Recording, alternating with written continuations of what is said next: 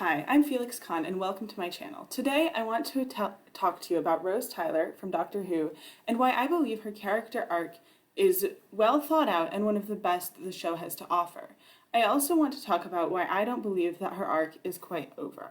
Without much further ado, let's just jump right in. First, we can do a quick overview of Rose's time on the show. Rose is the first companion in what's referred to as New Who, the 2005 Doctor Who reboot. I should be transparent here and say that I have not seen very much of Classic Who. I was going to just start at the beginning, so I saw some of the first Doctor and then I zipped right through. But I stopped somewhere in the second because I was frustrated that they were all getting animated and I probably shouldn't have tried to watch in order. So eventually I will go back to that and I will watch the rest, but for now I am woefully uninformed, except that I've read a lot of the TARDIS wiki, so take with that what you will. However, I don't believe it's fully relevant here because I'm basically just talking about a character in the show, and even if I knew more about Classic Who, it wouldn't necessarily come up here except to talk about ways in which maybe her character calls back or is different from those characters, which is not what this video is about. So Rose is in the 2005 reboot of the show. She's a 19-year-old girl who didn't finish school and now she's working at a department store in London. In the first episode, which is called Rose, she meets the Doctor, who is at the moment neutralizing an alien threat.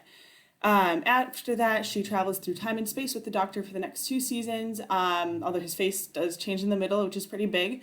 In her last episode as a regular companion, Doomsday, she is saved from being sucked into a void between universes by a parallel universe version of her father, but she winds up trapped in his universe with no way of returning to the Doctor. She returns in season 4 as part of an epic multi-part finale and a plot that spans many episodes, where she has become proficient enough in alien technology that she is able to jump across universes and warn the Doctor and his friends that there's a grave danger coming to them. However, at the end of this, the Doctor returns her to the parallel universe with a copy of himself in a move that I have some opinions about and we'll talk about later. I should also clarify here my own personal bias when talking about Rose and her arc.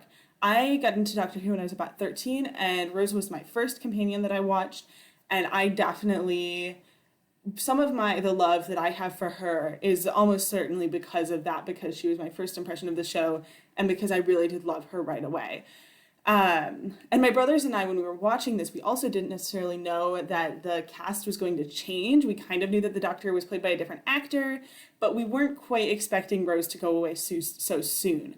So while we quickly grew used to Martha and grew to love her as well, at first we were looking at the episode descriptions on Netflix and we were like, where's Rose? Like, who's this other person?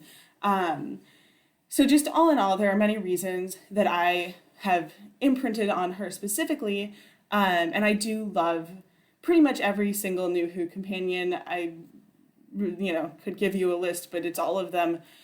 And I do think that regardless of that, my points about Rose's arc are valid, and I've had many years at this point to go and think about these things and to change my opinion, which I have done on a number of other things about the show that I either liked then and don't like now, or didn't like then and do like now.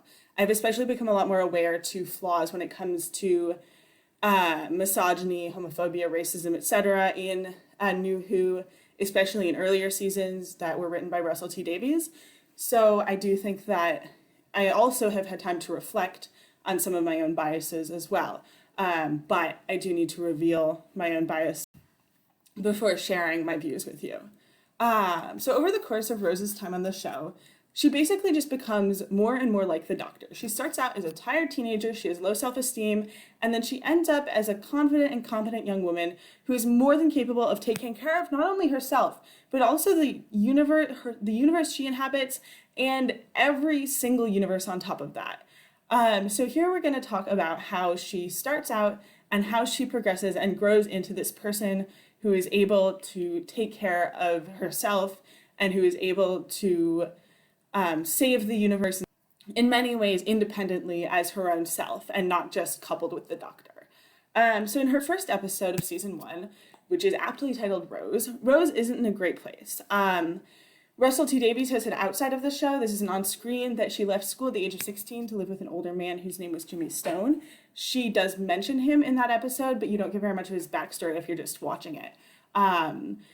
But it's clear that this backstory was in mind when they were writing it, and you can see that she's come out of a couple years before what was definitely an unhealthy, maybe abusive relationship, and now she's out of school and she didn't finish, and she's living with her mother, and she had a job that she didn't care very much about, but it literally imploded.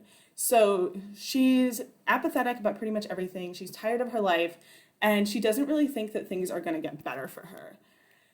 But in this episode, she meets the doctor, and she gets kind of her first flicker of character development where you see that she is, in fact, more than she thinks she is.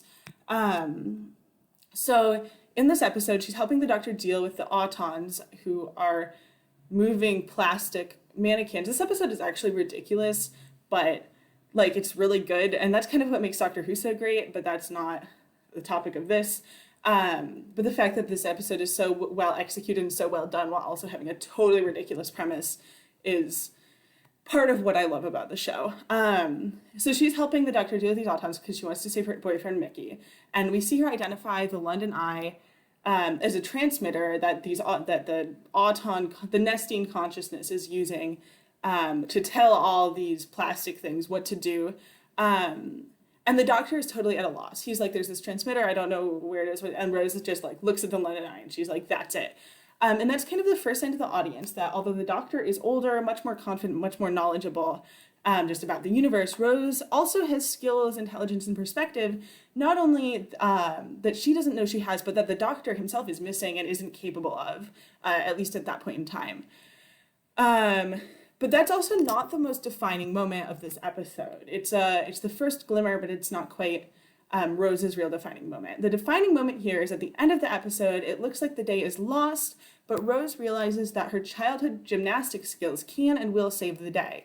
Her exact words are, I've got no A-levels, no job, no future, but I'll tell you what I have got. Jericho Street Junior School Under 7's gymnastics team. I've got the bronze. You can see here both her apathy about her life and the fact that she doesn't believe she has a future, but also that she has skills that aren't always valued or recognized by society. And she doesn't even recognize these skills within herself most of the time.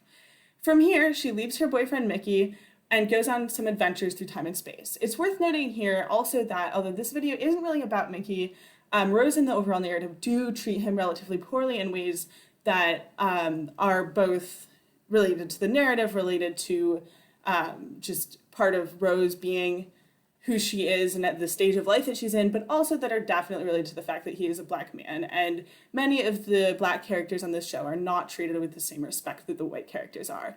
So although I do love Rose and I love her arc, obviously these things aren't above criticism, and I want to just put in a word for that and say that that was not cool, not okay, the way that was handled, and both in universe, Rose should have treated Mickey better and at least properly broken up with him, and out of universe, the writers should have had more respect for him as a character. So, but moving on, we're going to keep talking about Rose. After a few adventures, we get to Dalek, and there we see another way that Rose really differs from the Doctor. The Doctor here is coming right out of the Time War. He has spent many years fighting the Daleks, against them, and now he refuses to see pretty much any good in the Dalek.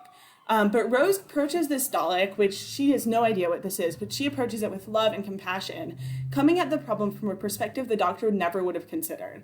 Although this creature is basically killing everything in sight, Rose sees in it a potential to be a loving, compassionate creature, a creature with value and a being with value, as opposed to a hate-filled being that is only good for killing people and therefore needs to be killed before it gets to you. So here we see that Rose brings a lot of love into the Doctor's life, both through her relationship with him, where they love each other, but also through her approach to others. I'm not bringing up every moment that she shows compassion for another person or species, but it is a common theme, and it's also a common theme for Davies' era companions to have this compassion for beings who are being treated unjustly in any way. You see Rose even in End of the World, where she's talking to the plumber about her work, etc. And you see Martha does the same with Chantho in one of her last episodes, and Donna as well with any number of creatures. You see a lot of people who, in these seasons, who are very full of compassion. even when the doctor isn't necessarily or can't see that, and you see them adding that to the doctor's life, which is something that he very desperately needs. And even Donna will tell him, like, find someone, you need to have someone who's not just you, who can keep you in check, basically. So that's something that's really important to acknowledge, that this isn't just a Rose thing, but it's kind of an every companion thing. But again, here we're talking about Rose. So the next turning point in this season is the end of the season in Parting of the Ways. This is the first, but not the last time, that the doctor tries to make a huge life-changing decision for Rose, in this case by sending her out of danger, back to her own time against her will, with relatively safety, but no way of returning to him. At the beginning of this season, Rose might have passively accepted this, and she almost does here, saying that she's nothing without the doctor. She does, but that's not at all true, and she kind of realizes this, and she decides that she's going to find a way to get back to the doctor. She does this by looking into the heart of the TARDIS and basically becoming an actual goddess, which is a totally badass moment and a really cool way, where she's like, with the help of Mickey and her mother as well, of course, but where she basically realizes, I don't have to accept this, I can have more, and she goes and she returns herself to the far future where the doctor is fighting a war with the Daleks again, and she basically saves him because he thinks he's going to die. So not only does she exercise her own agency and realize that she's capable of changing the way her own life goes, she also saves the doctor's life and Captain Jack's life, although that's not revealed till later. And then in the Christmas invasion, the doctor is kind of out of commission and Rose finds herself immediately pushed into his role. This is her first time kind of trying to act in the doctor's stead. And here I'm saying in his stead and not as him, because I definitely think there's a difference. And I think there are people later in the show, especially Clara, who do try to become the doctor, but that's not what Rose is doing here. She's put into a position where the doctor isn't there and she has to do something. She doesn't really know what she's doing, and she doesn't necessarily do very well. She kind of like stumbles on her words. She has no idea what she's saying, and the Sycorax don't buy it for a moment. But first of all, that's to be expected because she just does not have the knowledge base the doctor has. But also, she's learning, and she's learning how to act when the doctor's not around, and she's learning that she's able to make a difference even when the doctor's not around, which is a super important step for her. This theme of Rose becoming more capable of acting independently comes up throughout the second season. I would argue is a big theme in the second season and comes to a head in Fear Her. The difference between Fear Her and the Christmas invasion is that by Fear Her, Rose knows how to act on her own and she's able to solve the problem that's at hand. Not only that, but she solves the problem in her own way that's very characteristic to her, by following her instincts, by tracking clues, and ultimately by approaching the situation with love. A lot of people don't like Fear Her, but it's honestly one of my favorite episodes. It's one I always kind of go back to because it's a little bit lighter, so it's easier to watch, like when I don't really want to watch a huge emotional thing like Doomsday or Journey's End. But it's also really great both for Rose's development and also as a depiction of a mother and daughter dealing with the aftermath of abuse. I know I said it's just said it's like not as heavy, not as emotional, which I think is still true, but it still is this really strong depiction of that. And then at the end of it, the problem is solved with love, which is a perfect answer to all of that. This is very close to the end of Rose's time as the show's main companion, and you can tell that she's much more confident, much more self-assured, but also that she intends to travel with the doctor forever, and that she sort of believes that she relies on or needs the doctor in some way. And you can see then that this is going to come up and be a problem when we get to Army of Ghosts and Doomsday. By now, she's closer to the doctor's level. She's running around the TARDIS with him. She has her own skill set. Her mother says she looks like him, which I think is a really good observation, that she's changed so much. She solves problems in a way that works for her. And then when she's separated from the doctor in, I think, Army of Ghosts, she totally holds her own. She uses his psychic paper. She impersonates a Torchwood employee. And then when she's discovered, it's not because she did anything wrong. It's because the Torchwood operatives have psychic training and saw through the paper, which could have just as easily happened to the doctor. So it's not a flaw that Rose had as a human or as somebody beneath the doctor. It's something that just was a flaw in the plan or in the design of the psychic paper. And then by the end of Doomsday, the doctor tells her to go with her family to the parallel universe, but she refuses.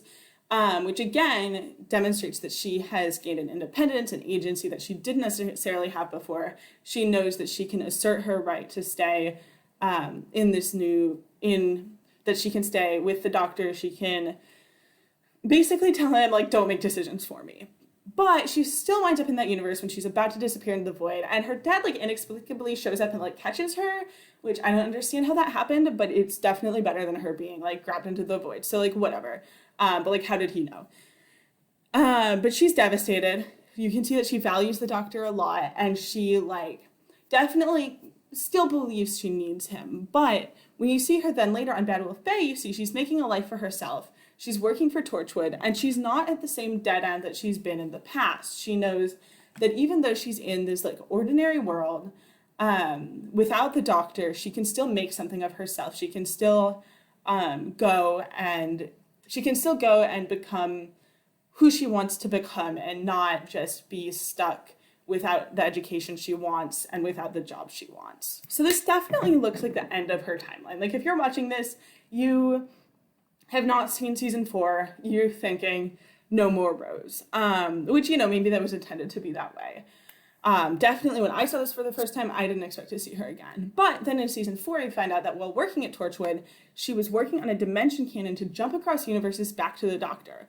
And when she finally manages it, she realizes something's gone horribly wrong with the universes, and she tries to fix it. I have the Dimension Canon audios, I love them, that cover some of this time, but I'm just going to jump over them to Turn Left.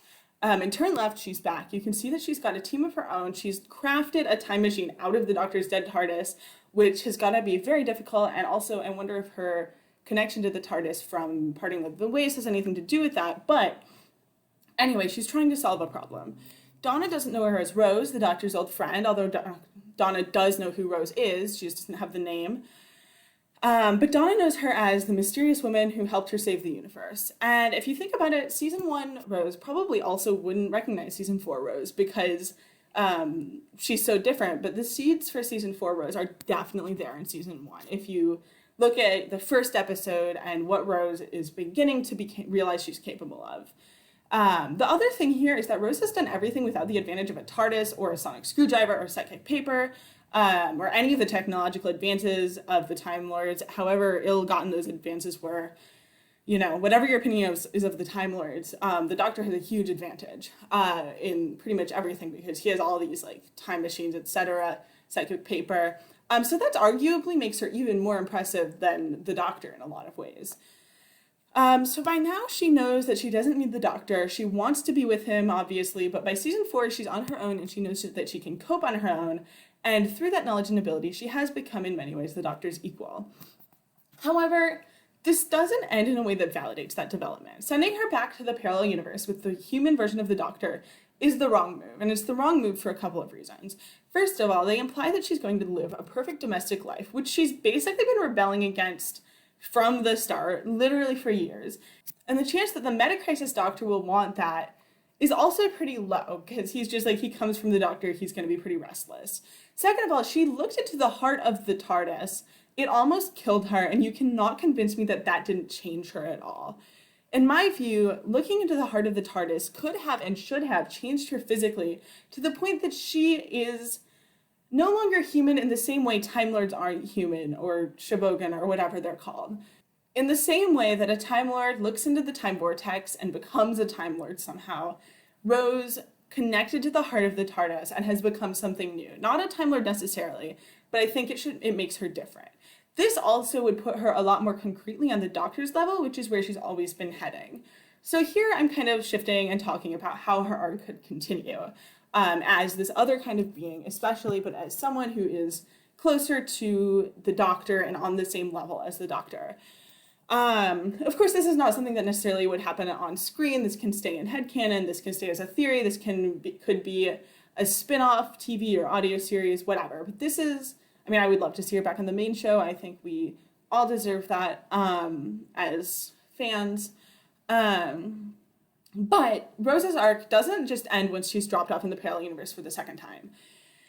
If you think about it, the parallel universe has duplicates of Jackie, of Peter, and of Mickey, but it doesn't have a duplicate for Rose. In the Dimension Canon audios, she finds one male child of Jackie and Peter Tyler, who's kind of a male version of herself, but I don't really think of it as that way, because the other characters were a lot more similar to their parallel counterparts. Nobody else had like a male version Jackie in the other universe was exactly like Jackie if she had been in different circumstances. Pete is pretty much what we see of him. Mickey just has a different name. So it's not quite, so I think that it's not quite the same. It's also an audio drama that was written years after the fact, and it's not part of the on-screen canon. So for those reasons, I'm a little bit iffy on counting Rob, the male Rose, as a version of herself. I also want to point out that there's no parallel equivalent of the Doctor, which everyone seems to just assume and accept as fact from the start, so I will too. I'm sure you can see where I'm going with this. The theory here is that in the parallel universe, Rose is meant to fulfill the same role as the Doctor in her own way. And in some ways, this might be her destiny if concepts like that exist in the world of the show. She has essentially trained with the Doctor. She has learned how to do what he does while also playing to her own strengths. It makes sense then that this universe needs someone who travels time and space and sorts things out when they go wrong. It helps also if they live for a very long time, because then they can just be everywhere at once. The Doctor, in his universe, is a mysterious quasi-mythical figure, and when Rose became the Bad Wolf, and then again when she's jumping universes and she's meeting people, namely Donna, but also the people in the audio dramas who don't know her name, don't know who she is, but do know she's helping them, she gains a similar status to the Doctor. Not only does this theory work with current canon, but it also means that there's a solution to the problem of putting her in the parallel universe. I know, obviously, this is not something that would be changed now, but let's just float some fix-it kind of theories. If Rose had realized that she had this role, that she didn't have a duplicate in the parallel universe, and she had chosen to go back to the universe to fulfill that role, it would have solved the problem of her ending. Like, she has to leave the show. Like, Billie Piper is not going to stick around for Matt Smith era or whatever. Which is fine and valid and makes sense that you have to write her off somehow. But if she had done it this way, where she had chosen to fulfill this new role, it would have solved the problem of her ending not fitting with her development, while also creating a heart-wrenching scene where she and the Doctor realize they can't be together. This theory also allows her to establish her own identity outside of the Doctor's. Overall, with all of this that I've talked about today, Rose Tyler goes from an apathetic shop girl to a mysterious figure kind of on the same plane as the Doctor. Although her ending doesn't necessarily reflect that, we can see from her time on Doctor Who that she grows and she changes, and she shows viewers that even when their life circumstances limit their options, they still have value, capability, and potential. No matter where you come from, you too can become a parallel universe equivalent to the Doctor from Doctor Who.